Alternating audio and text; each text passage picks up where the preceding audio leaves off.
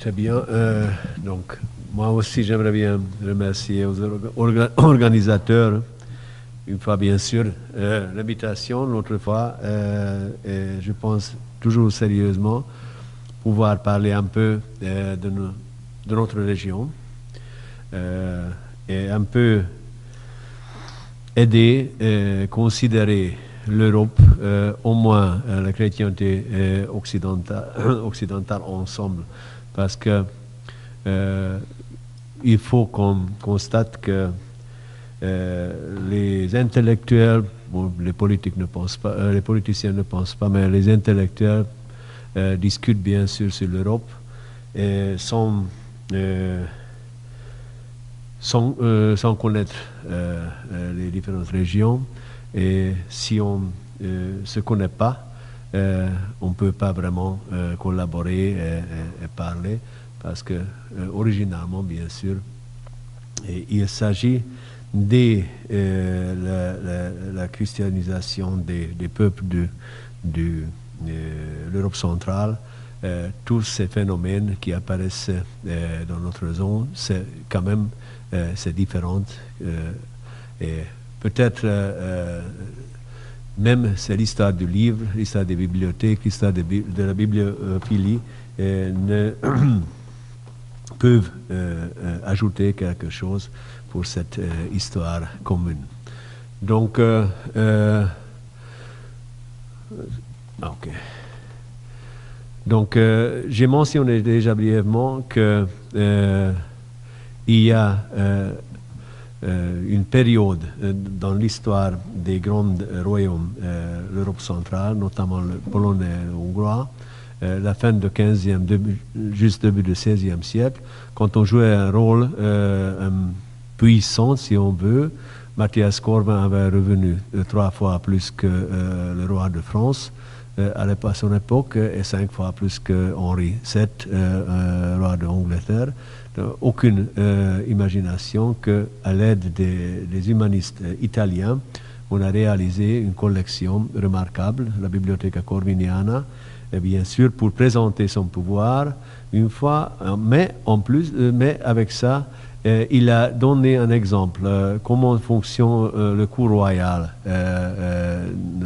en Europe, et cet sommet de la culture en Hongrie, je ne veux pas dire hongrois, mais en Hongrie royale, laisse ses traces, pas seulement jusqu'à aujourd'hui, mais en période jagellonienne du pays aussi. Et voilà un bel exemple que j'ai mentionné, que Incunable était copié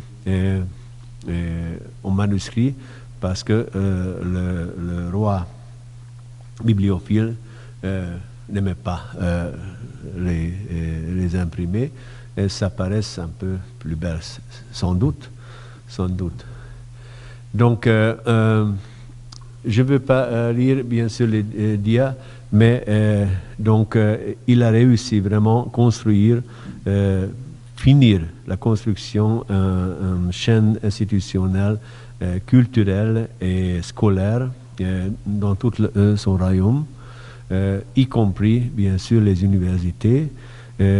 Très rarement, très tôt, on a inventé l'imprimerie en Hongrie, 1473, donc 5 ans avant que à Londres apparaisse l'imprimerie.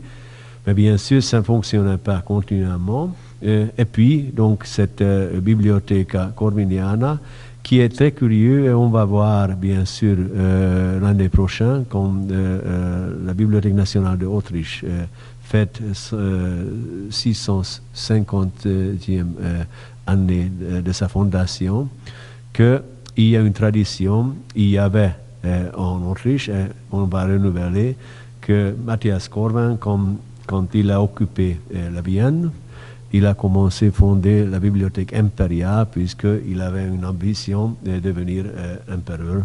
Mais ça n'a pas réussi, bien sûr.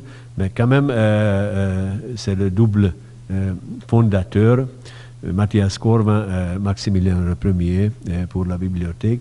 Ça laisse trace dans la mémoire du grand roi. Donc, et quand j'étais jeune, même étudiante, nous avons appris que les Jagellons ont détruit le pays, car c'est tout à fait au contraire, parce qu'à l'époque des Jagelloniens, nous pouvons déjà énumérer les grands bibliophiles, prélats, même aristocrates, et en plus la densité du système qui était vraiment introduit à l'époque de Matthias Corvin, c'était vraiment vastement élevé, et même un type des écoles humanistiques, c'est un phénomène nouvel. Partout en Europe, on peut déjà documenter comment ça fonctionnait. Et puis, bien sûr, commence une autre période dans notre histoire, l'histoire de la collection, des collectionnismes dans l'Hongrie. Donc, ça, c'est une fois l'occupation turque, autrefois, la réforme protestante avait un grand succès. On peut dire qu'à la fin du XVIe siècle, la Hongrie royale et la Transylvanie étaient 80%, 85% protestantes. Donc, pour l'Église catholique, après le Concile de Trente, avait vraiment un devoir assez profond, comment se reconvertir ce pays. Mais bien sûr, ça veut dire que les aristocrates qui étaient premièrement protestantes, comme mécènes, on a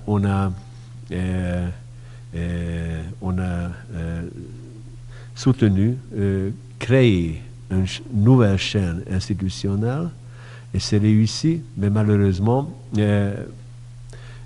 pendant les campagnes militaires, mais aussi à la réforme catholique.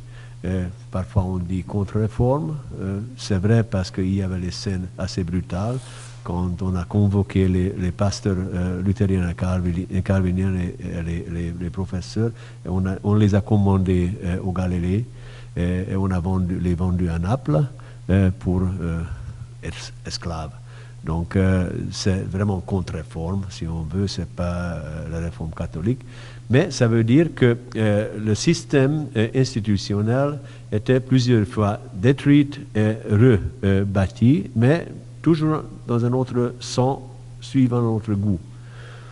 Donc, et bien sûr, il faut parler un peu sur le cadre culturel du pays, parce que la production de livres était vraiment très pauvre. Et en plus, il n'existait pas une chaîne de commerce dans le pays, parce que le pays était coupé en trois. Donc, il y avait cette petite cloche au milieu, occupée par les Turcs directement, avec une administration turque. La partie de la Transylvanie de l'Est, c'était indépendant. On a créé un État indépendant. C'était resté indépendant jusqu'à le compromis austro-hongrois 1867. Donc c'est un pays qui a son développement tout à fait indépendant, mais lié bien sûr avec la Hongrie royale. Et puis reste un peu le tiers du royaume. Donc j'ai pris cette carte pour imaginer un peu les environnements géographiques, et je parle maintenant d'histoire de quelques grands collectionneurs, absolument très brièvement, et c'est pour ça que je présente aussi cette part de la carte de Hongrie historique ouest, parce que cette part du pays avait quand même la possibilité une acquisition régulière, notamment proche la Vienne, Grasse, et proche Venise, et soit les les aristocrates voyageant, soit les agents qui ont voyagé avaient quand même la possibilité de l'acquisition, même parfois suivant d'une certaine recette, certains goûts même de aristocrates.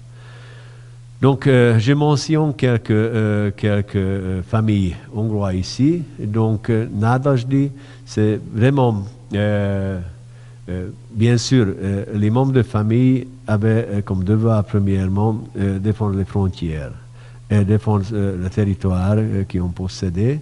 Mais dans chaque centre des domaines, donc la cour aristocratique, on a construit bibliothèque, école, eh bien, en général, on a engagé un imprimeur, parfois seulement un imprimeur pèlerinant, pour publier les livres locaux. Mais bien sûr, pour acquisition de plusieurs produits, ces gens ont visité toujours les grandes villes aux environs pour pouvoir enrichir cette collection. Une fois, donc, à Charvar, nous connaissons même aujourd'hui la salle de la bibliothèque, mais on peut dire que la collection qui était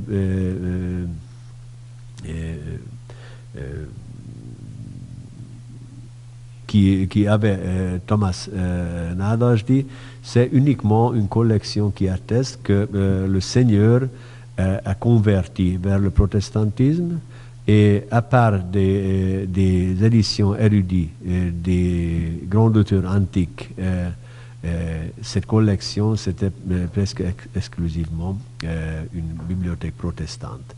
Par contre, Ferenc Nádasdy, qui était membre de l'aristocratie hongroise et également en Bas-Autriche, à Pottendorf,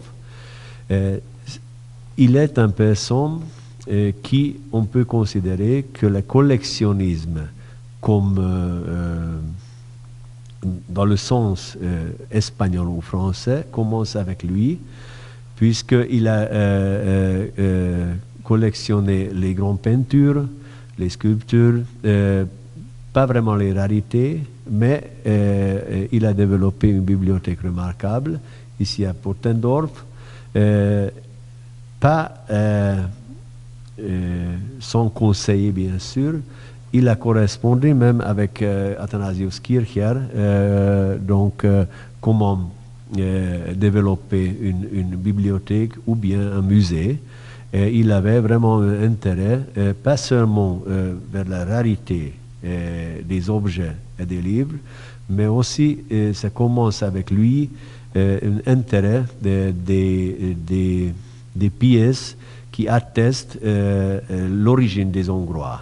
C'est très intéressant comment il a correspondé, par exemple, avec l'ambassadeur d'Autriche à Saint-Pétersbourg, en demandant que j'ai entendu parler qu'il y a les petits peuples en Russie qui parlent peut-être une langue pareille que les Hongrois, et lui demander, ça veut dire que collectionner toutes les traces qui attestent l'histoire nationale, c'est lié dans cette région, pas seulement en Hongrie, mais en Pologne aussi. Il ne faut pas oublier que l'Autriche avait un intérêt communiqué que les Hongrois sont chrétiens parce que nous, les Autrichiens, sont là. C'est pour ça même les jésuites hongrois, on a commencé à écrire une histoire de l'Église de Hongrie en attestant que dès le 9e siècle, les Hongrois étaient baptisés. Bon, en cachant bien sûr que premièrement à Byzance et pas Rome, mais les autorités jésuites autrichiennes, Hongrie n'avait pas une province hongroise, seulement une province autrichienne, de publier. Donc à l'aide des jésuites français, on pouvait publier la première histoire de l'Église de Hongrie. Mais les aristocrates ont soutenu les étudiants qui avaient ces thèses sur les saints hongrois, Saint-Étienne, Saint-Émeric, Saint-Ladislas, etc., etc. Donc, le collectionnisme et ce mouvement national former une identité culturelle hongroise, ça correspond vastement dès la deuxième moitié du XVIIe siècle. Notre famille, un autre type, c'est Batthyány. Donc, Balthazar Batthyány, qui est lui-même visité et passé 2 semestres à l'Université de Paris, et puis ses fils lui ont envoyé à Orléans pour études. Donc, il était francophone et il passait la nuit de Saint-Barthélemy à Paris. Donc, pendant toute sa vie, il faisait attention toujours à l'histoire de guerre, de religion, etc., etc. Donc, et il était vraiment très... Il construisait sa bibliothèque, école, imprimerie, suivant un programme vraiment clair. Il a invité les humanistes dans sa cour, ici à Némethóivar, Güssing en allemand, Charles de l'Écluse, Elias Corvinus vivait dans sa cour, ou bien une fois Johann Kepler a visité aussi. Kepler était professeur à Graz et quand les protestants devaient quitter la Styrie, en protestant, Johann Kepler a quitté aussi Styrie. Güssing se trouve à la frontière de... c'était une proteste contre cette décision, mais ça veut dire qu'il s'est entouré avec les savants renommés internationaux, même Nicasius Hellebordius, également de Franche-Vlaanderen, donc de Flandrie et parlant français, était dans ce cours. Et bien sûr, ces générations comme Thomas Nádasdy, Balthazar Batthyány, protestantes, et les petits-fils ont déjà retourné vers le catholicisme pour approcher la famille impériale. Et on a transformé, comme son petit-fils Adam Batthyány, cette bibliothèque tout à fait en façon catholique. Notre foi, ce que j'ai dit, en s'occupant avec l'histoire de la famille, mais l'histoire de la Hongrie. Donc, rareté pour eux, c'était vraiment les pièces qui correspondent avec l'histoire du pays, l'histoire culturelle du pays.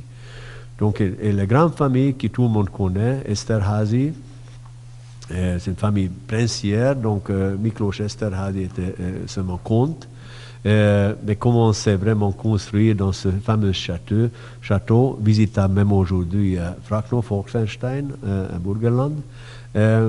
Mais le grand collectionneur était vraiment Paul Esterházy. Paul Esterházy, vraiment connu, par exemple, Harmonia Coelestis comme pièce de musique, ça correspond avec son nom. C'est vrai que c'est sûr déjà que c'est pas lui qui a écrit, mais c'est une autre chose. Mais il a vraiment formé déjà un musée dans son château, ici à Kischmarton, Eisenstadt, en allemand. Donc, il a élargi vraiment l'idée et vraiment il a posé dans sa collection hungarica dans un environnement vraiment européen. Et en plus, il était déjà prince, donc il avait énormément de fonds, de finances pour se représenter. Et ses descendants ont créé le Versailles hongrois à Esterházy. Donc, même Marie-Thérèse visitait régulièrement ce château.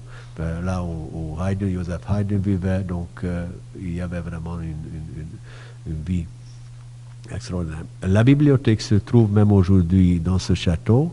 Heureusement, on a réussi de récupérer de Russie, parce qu'après la Deuxième Guerre mondiale, la bibliothèque d'Esterházy a été prise par les Soviets en Russie. Et il y a 4 ans, après avoir fait 2 ans de travail à Moscou, nous avons pu identifier plus de 1000 volumes. Donc presque tout était revenu dans ce château. Donc, je présente très brièvement quelques images. C'est Pálffy, peut-être quelqu'un qui s'occupe de ce territoire. Miklós Pálffy, il a regagné une grande forteresse qui a protégé Vienne contre les Turcs. Donc à la fin du XVIe siècle, plusieurs éditions chantes sont parues de cette victoire.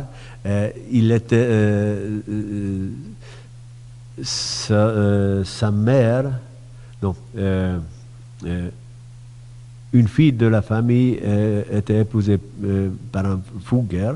C'est pour ça, avec l'argent des Fugger, on pouvait vraiment développer dans ce château Vöröskö une énorme bibliothèque, plus de 6000 volumes. Donc en Hongrie, c'était vraiment une chose remarquable. Malheureusement, cette bibliothèque s'est entièrement dispersée. Georg Thurzo, un aristocrate luthérien, il a collectionné les livres pour protéger son église. Ça veut dire que rien bibliophile, mais c'était une bibliothèque énorme. Son fils était 3 ans le recteur de l'université de Wittenberg. Donc il était très attaché, le palatin de Hongrie. Donc passons à Transylvanie. Donc Georges Rákóczi, prince de la Transylvanie, dans son château en Hongrie, pas en Transylvanie, a développé une bibliothèque assez formidable et apparemment il a collectionné les livres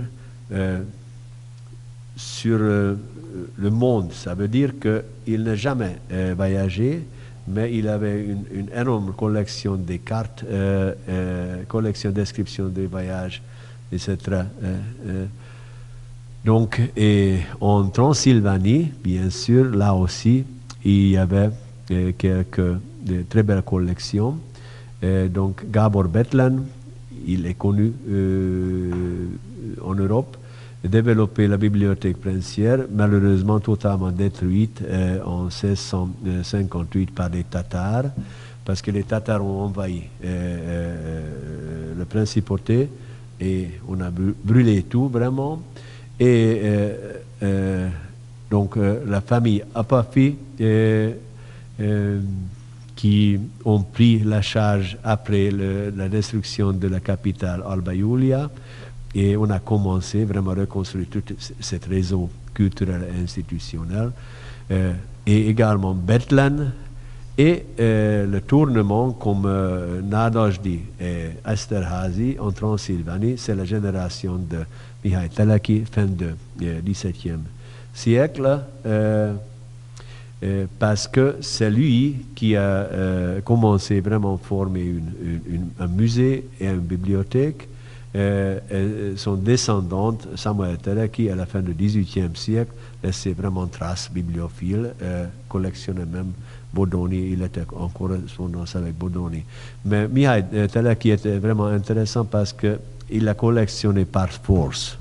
Il était chancelier du pays, donc il a aperçu quelques pièces intéressantes, n'importe chez qui, il a pris tout de suite. Même il y a une petite anecdote que un petit noble qui était très fâché avec lui a pris un grand hache. Il a mis avec les lettres anciennes que Attila. Il a dit par sous son nom que cette arme appartenait à Attila, le grand roi des Huns. Et tout de suite, dans un jour, Mihály Teleki a envoyé son servante pour prendre cette pièce. Et il l'a mis sur le mur et il était très fier que même une pièce de Attila il possède. Donc la conclusion, Une fois après Matthias Corvin, le cours jagellonien, la transformation de fonction de la cour, c'était vraiment indispensable. Il n'existait pas un cours royal en Hongrie. C'est pour ça que les aristocrates devaient prendre charge, soutenir tout ce qui concerne l'éducation et la culture. Donc, les bibliothèques de cours en Hongrie fonctionnaient comme une petite bibliothèque comme publica. Et ici, on ne pouvait pas imaginer, au moins, que un père ou un pasteur d'un village entre dans la bibliothèque des aristocrates pour prendre livres à lire. En Transylvanie, c'était encore une pratique au XVIIIe siècle. Déjà pas chez les Esterházy, mais jusqu'à milieu du XVIIe siècle, on peut attester parce que nous avons pas mal des nombres des inventaires des prêtres. Comme un pasteur des environs a pris de la bibliothèque du Seigneur 10 livres pour se préparer pour le sermon, par exemple. Donc, c'est tout à fait autre fonction de cours aristocratique comme ici. L'autre fois, les aristocrates président toujours les synodes. Par exemple, Thurzo, qui était une orthodoxe luthérienne, présidait les synodes des catholiques. Au contraire, quand on a reconverti une branche de la famille catholique, présidait les synodes des luthériens. Ça veut dire que les aristocrates avaient besoin quand même quelques connaissances et la composition thématique de ces collections, on peut vraiment attester que vraiment on a acquis les livres théologiques, l'histoire de l'Église. Il y a une grande différence entre la Hongrie royale et la Transylvanie. La Transylvanie était encore plus pauvre. Donc là, tous ces phénomènes, disons, modernes, le collectionnisme, apparaissent vraiment la deuxième moitié du XVIIIe siècle. Hongrie, un siècle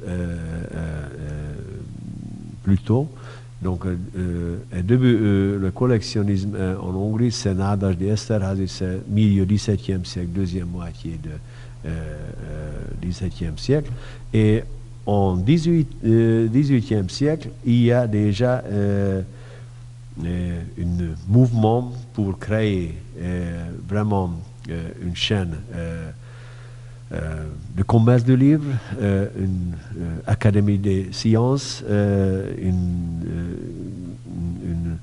quelques universités, c'est réussi enfin. Et apparaissent ces doubles bibliophilies, une fois des savants, il y a des grands collectionneurs de savants, autrefois des grands collectionneurs aristocratiques, et là on peut déjà parler de bibliophilie au sens de l'Europe occidentale, parce que les aristocrates peuvent laisser tomber toutes ces questions quotidiennes de l'Église. Donc l'Église commence à fonctionner un peu indépendamment des familles aristocratiques. Donc, et ça correspond aussi avec la question du rôle de l'Église. Donc en Pologne ou en Hongrie, on ne comprend pas les gens pourquoi l'Église est ennemie. Donc là, à la période turque, l'Église tenait ensemble le peuple. Donc tous ces mal qui on pense sur l'Église comme institution, ça pendant longtemps n'existait pas dans cette région. Et ça, on peut considérer même dans les discussions quotidiennes au niveau européen, parce qu'on se confond la foi, la confession et l'Église. Donc, en Europe centrale, ces trois sont un peu plus proches qu'ici. Donc, et voilà, je me remercie pour votre attention avec une image de Esterházy du XVIIIe siècle, déjà vraiment européen si on veut, avec théâtre, musée, bibliothèque, grand jardin, mais ça c'est seulement 1760 à peu près, après la splendeur des Esterházy.